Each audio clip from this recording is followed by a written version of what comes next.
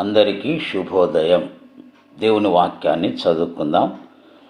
పరిశుద్ధ గ్రంథంలో నుండి అపోస్తలుడైన పౌలు గారు రోమీలకు రాసిన పత్రిక 8వ అధ్యాయము 28వ వచనాన్ని చదువుకుందాం.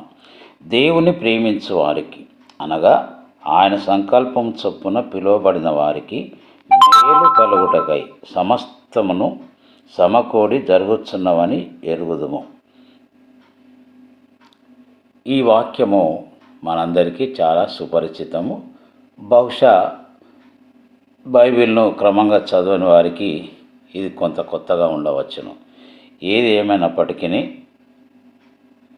దీని యొక్క పూర్వపరాలు మనం ఆలోచించినప్పుడు క్రైస్తవ జీవిత యాత్రలో కొన్నిసార్లు ఊహించని సంఘటనలు మనం ఎదుర్కొంటూ ఉంటాము. అలాంటి సందర్భంలో మనకు ఒకలాంటి కంగారు, భయము, ఆందోళన కలుగుతూ ఉంటాయి. అలాంటి పరిస్థితుల మధ్యలో ఈ వాక్యం నిజంగా మనకెంతో ఊరటనిస్తుంది, ధైర్యాన్ని, నిరీక్షణను కలుగజేస్తుంది.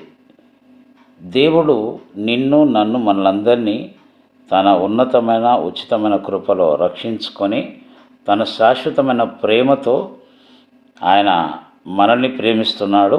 దాన్ని బట్టి మనము కూడా ఆయనను ప్రేమించే వారముగా ఉండాలి. దేవుణ్ణి ప్రేమించడం అనగా ఆయన ఆజ్ఞల చొప్పున మనము నడుచుకోవడమే. అలా మనం నడుచుకుంటూ ఉన్నప్పుడు ఆయన ఉద్దేశము లేకుండా మనల్ని ఎవరిని కూడా పిలవలేదండి. ఒక ఉద్దేశం ప్రకారం, ఒక సంకల్పం ప్రకారం ఆయన మనల్ని పిలుచుకున్నాడు. అలాంటప్పుడు మనకు సంభవించే ప్రతి సంఘటన కూడా మేలు కొరకే అది జరుగుతుందని మనము గ్రహించవలసిన వారమైనాం. పరిశుద్ధ గ్రంథంలో చాలామంది భక్తులు వారు ఇలాంటి పరిస్థితుల మధ్యలోనే వారు ముందుకు కొనసాగినారు. ఉదాహరణకు యోసేపును చూడండి. ఆయన సొంత అన్నలే ఒక నీరు లేని గోతిలో ఆయనను పడవేశారు. కానీ ముగింపు ఏంటిది? ఆయన ఐగుప్తు దేశానికే ప్రధానమంత్రిగా దేవుడు ఆయనను నిలవబెట్టినట్లుగా మనం చూస్తుంటున్నాం. కాబట్టి ఈరోజు మనకు సంభవిస్తున్నటువంటి కార్యక్రమాలన్నీ కూడా మనకు కాస్త భయమును కలిగించవచ్చు. కానీ ముగింపు ఆలోచన చేస్తే ఒక దినం ఇవన్నిటినీ దేవుడు మేలు కొరకే అనుమతించాడని మనం గ్రహించగలుగుతాం. కాబట్టి సోదరి సోదరుడా, ఈరోజు నీకు జరుగుతున్న వాటిని చూసి భయపడక దేవునిపై నిరీక్షించి ముందుకు కొనసాగుదాం. అట్టి కృప పరిశుద్ధాత్మ దేవుడు మనకు దయచేయునుగాక. ఆమెన్.